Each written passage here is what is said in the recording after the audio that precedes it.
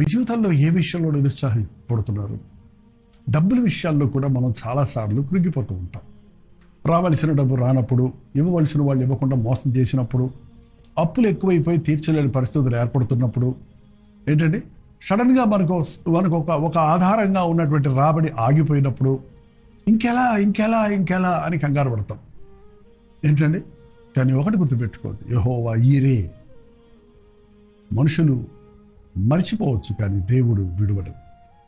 కేరీతు వాగు దగ్గర పొద్దున్నే సాయంత్రం కాకులు రొట్టె మాంసం తెచ్చిస్తున్నాయి. చక్కటి ఆ కేరీతు వాగులోని నీటిని త్రాగుతూ ఉన్నాడు ఏలియా. ఒకరోజు నీళ్ళు ఆగిపోయినాయి. ఏంటి నీళ్ళు ఆగిపోయినాయి, అయ్యో నేను ఎట్టా బతకాలి అని బాధపడుతుంటే కాకులు రాలా. అయిపోయింది, నేను ఇక్కడ చచ్చిపోతాను అనుకోండి, డిప్రెషన్లోకి వెళ్ళిపోయి ఉంటాడండి. కానీ ఇంతలోకి దేవుడిని అడిగితే దేవుడి వాక్యం చెప్పింది, వేచెల్లు నీకు ఇంకొక ఏర్పాటు చేశాను. వాగులు ఎండిపోవచ్చు, నీకు ఆహారం ఇచ్చే కాకులు నిలిచిపోవచ్చు, కానీ దేవుడు నిన్ను మరువని దేవుడు, నిన్ను విడువని దేవుడు.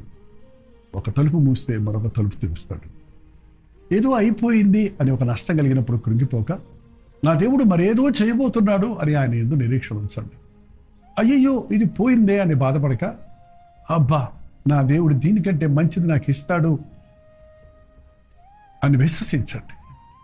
కృంగిదలు వదిలిపెట్టి నిరీక్షణ కలిగి జీవించండి. ఆధ్యాత్మికంగా బలపడతారు.